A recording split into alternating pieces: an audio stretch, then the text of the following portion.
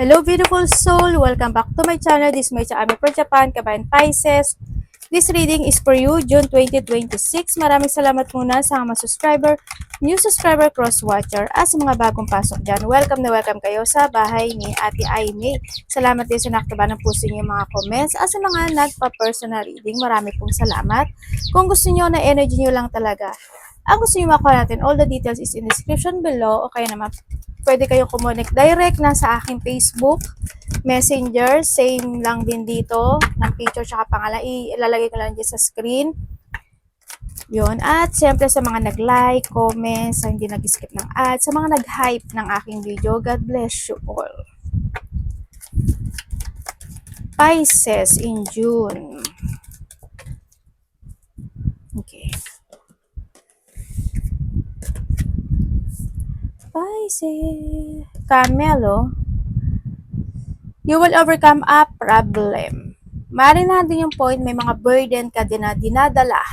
No? May mga burden ka na dinadala o may mga problema na pwedeng maganap o mangyari sa iba sa inyo. Well, ma-overcome mo naman daw yun. Ang sinasabi, diba? Basta tatagan mo lang yung sarili mo. Ang sinasabi dito, no?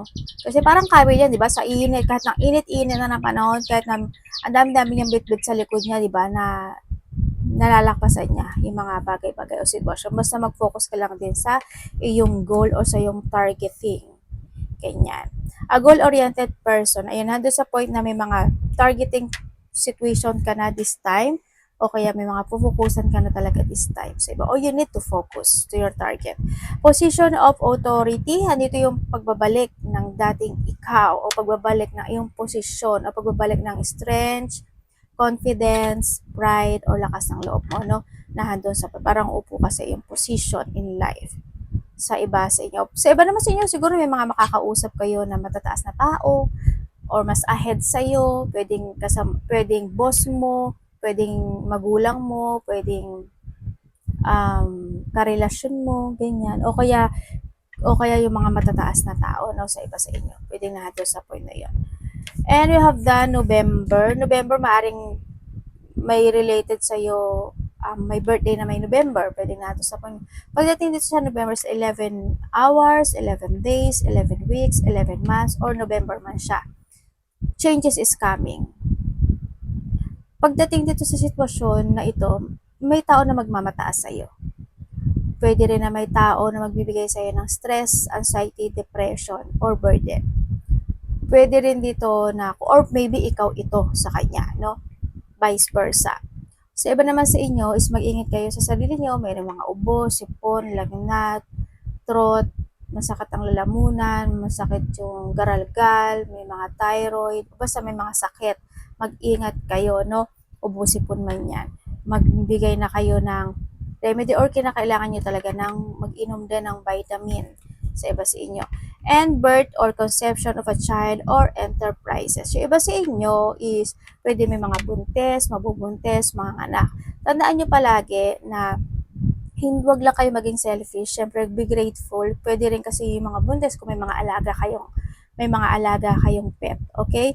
Nandun sa point na yun. So, iba sa inyo, nakakaisip na kayo ng mga enterprise. Halimbawa, magbubukas ka ng bagong store mo, ng stand, o kaya magpo-focus ka sa yung business, o kaya may mga papasukin ka ng mga bagong opportunity into your life. Pwedeng nandun sa point na yun, ano? Yan. Or pwede rin ito is your idea. No, kung titingnan ko ito sa script, you are a leader, a boss, kumbaga you have a position in life. Or sa iba sa inyo, baka magkakaroon kayo ng leveling up, pwedeng na doon sa point na yon pagdating sa trabaho. Or sa iba sa inyo is yan, baka mga leadership situation, a boss or a leader. Yan, ang iba sa inyo. Also, this an idea, pwedeng nahandun yung point na mayroon ka pinag-iisipan na gusto mong gawin sa iba, di ba? Pursue mo yun kasi sa tingin ko magiging okay naman siya. Oh. Magsasucess ka doon.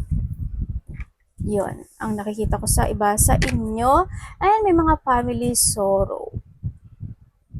Kung ano man yung family sorrow na yan na medyo malungkot o may kalungkutan, no? Yan, sana, kasi andito rin si November no?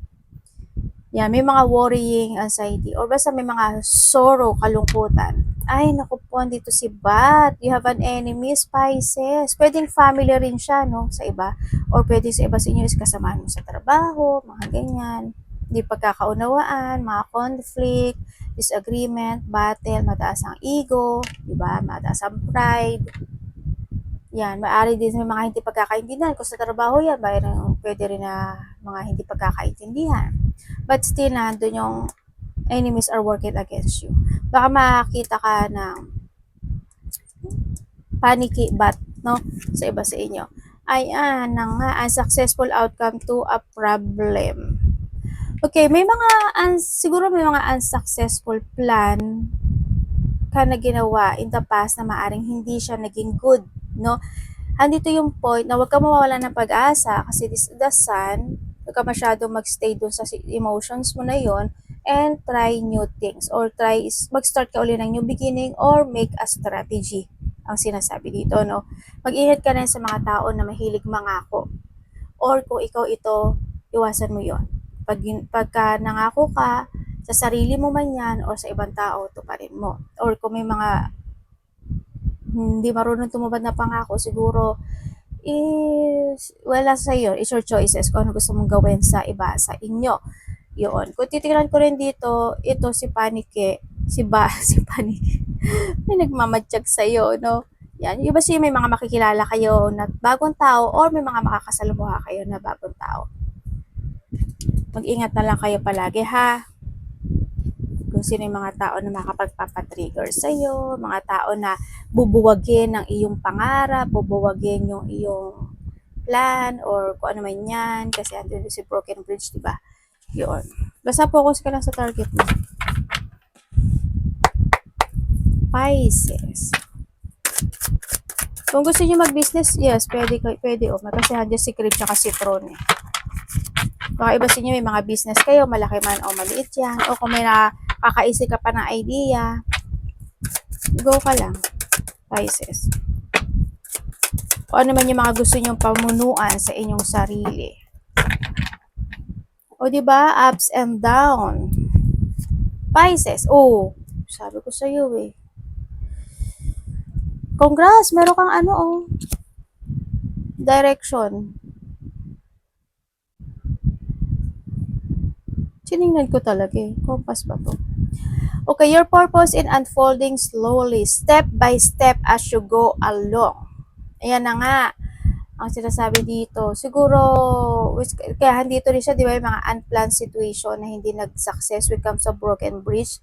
Andito yung point na, sabi ko nga kanina, start a new beginning or strategy. Yun ang sinasabi. Basta slowly but surely lang din. Iba sa inyo, tatahakin ng bagong direksyon. May mga tatahakin kayo ng new path sa buhay nyo. There's no need to hurry or worry. You are being divinely guided. Aba, saan ko? Lakas. Kumbaga pagdating dito kasi dito, is what goes around comes around, no? Kung ano yung pinula mo, yun yung aanihin mo. Iba sa inyo is may mga bago oportunidad o may mga bagong direksyon na tatahakin. Also, these changes happen into your life. Yan. Ang sinasabi rin dito is mga karma to eh. Yan. Kaya mga either good karma, basta kung ano yung mga pinula mo. Ganyan. But I think dito is a good karma kasi siya. Kasi nandito si Tron, si Crib. No? Is a good karma is coming. Congratulations.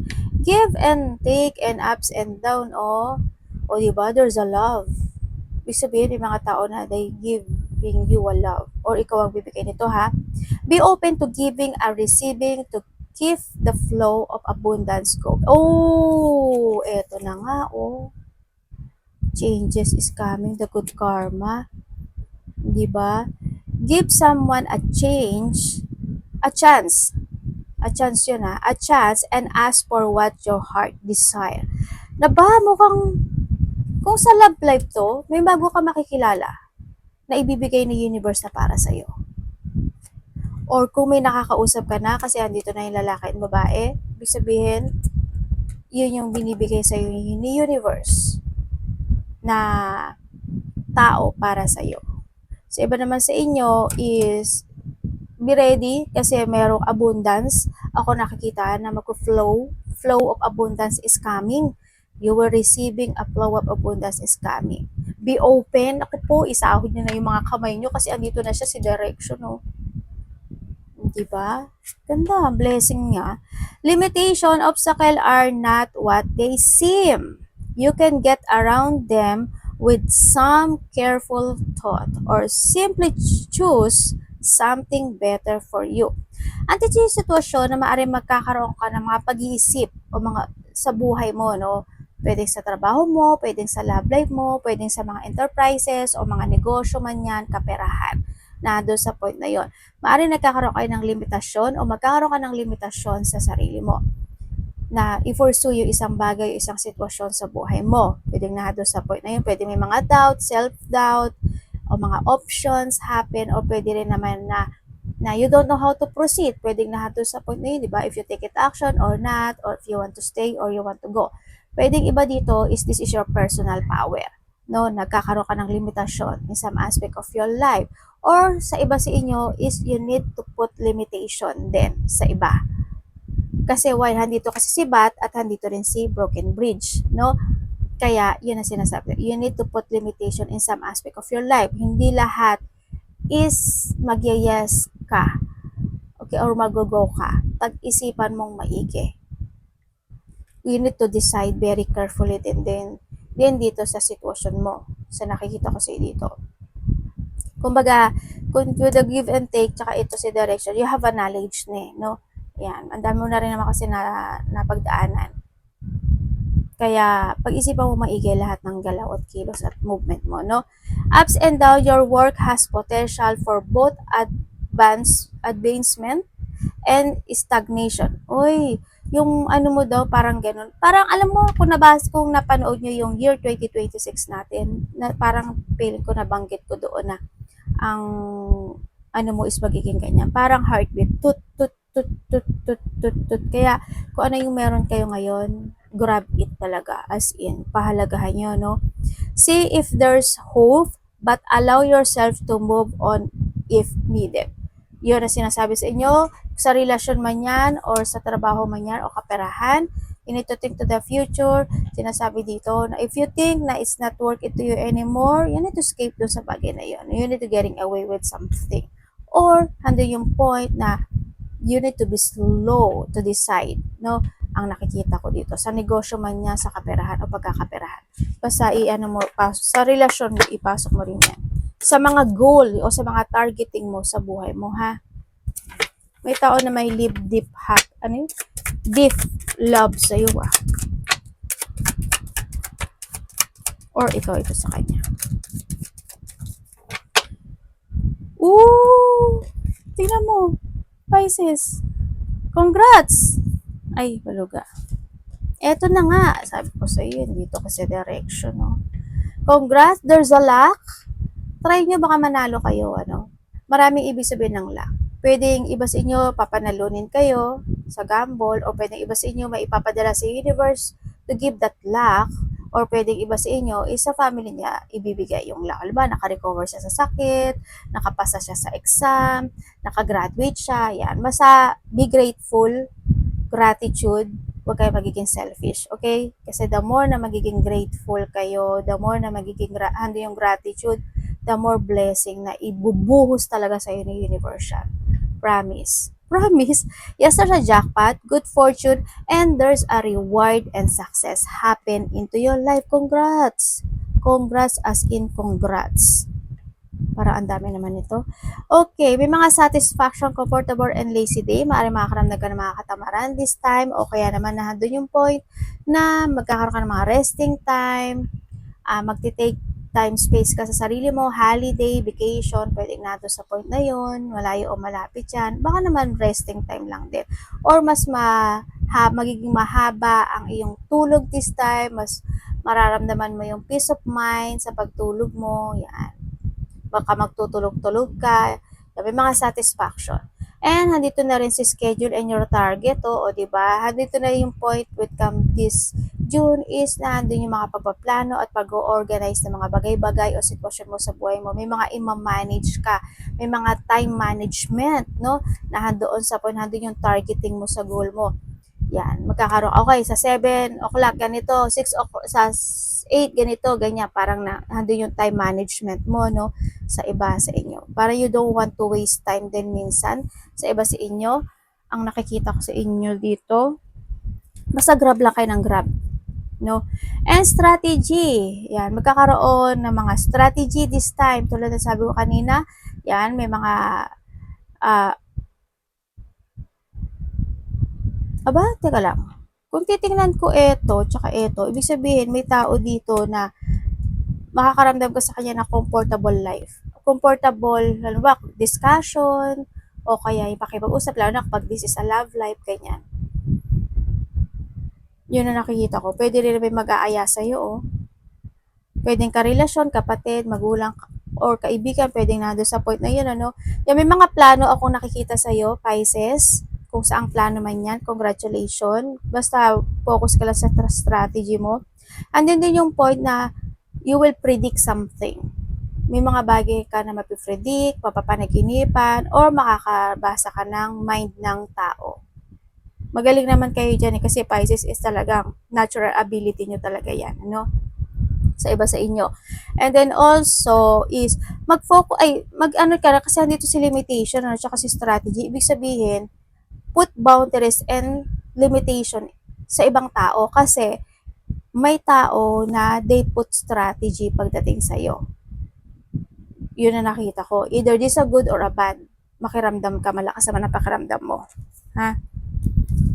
And commitment, obstruction, contract, magkakaroon ng mga contract. Maraming ibig sabihin ng contract, ano, yan, contract becomes a relationship, contract becomes a dealing, creation, project, or collaboration, partnership, mga ganyan, ano, o may mga mag-share ng goal pagdating sa'yo. Yan, there's a commitment coming into your life, kung saan man, or maybe hantun yung point na you need to commit yourself dahil lang sa blessing na dumarating sa'yo. Grab mo lang talaga na i-grab yun kasi minsan lang naman kasi talaga dumating yung opportunity sa buhay, di ba? Para yung heartbeat talaga na minsan, ayan o, ups and down, di ba? Kaya kung ano yung blessing sa'yo ngayon, commit mo yun. Okay, magkakaroon ng mga banding, union, ganyan. Ako nakikita sa'yo, kaibigan mo yan or family. Pwedeng na doon sa point na yun, ano? Yan. Someone's giving you a love, or pwede rin dito na may mambobola, no, sa iba sa inyo. Baka may tao na bulahin ka, ganyan, alam mo, ganyan, ganyan. Tapos nangutang. Sabay ganun eh, no? Yan. And then also, yan, iba sa inyo, baka mga bagong kontrata. Yung iba sa inyo, kasi we have the luck. Kung may mga gusto niyo ng bagong trabaho, yes, makakamit niyo siya kasi meron tayo nito at meron tayong direction, tsaka give and take, no, sa iba sa inyo. Mag-ingat ka na lang sa ano, no, sa mga tolerance, tsaka mafe-feeling unfreedom ka in some aspect of your life. Hindi ko alam in what way yun eh. Siguro may mga ano tawag sa Tagalog nito? Maghihigpit, mga ganyan. May mga paghihigpit na sitwasyon, mga ganong sitwasyon. Well, congrats pa rin kasi there's a new beginning happen into your life or mga fortunate outcome into your life. Nandun yung difficult situation sa buhay mo na may magtatapos sa iba sa inyo. Pero limit yourself din sa ibang aspeto ng buhay mo. Kumbaga nandun din yung point, wag mo abusuhin yung sarili mo, kailangan mo mag-relax ka, mag-holiday ka, pero nasa sa'yo, it's up to you to make it happen naman. No? And be organized and make a plan at tandaan mo yung mga time management mo, ha. Yan. Manage your time din ang sinasabi dito. O kaya talagang busy. Magiging busy yung iba sa inyo, no? Ando yung pagpo-focus inyo kasi. Arigato namaste, God bless.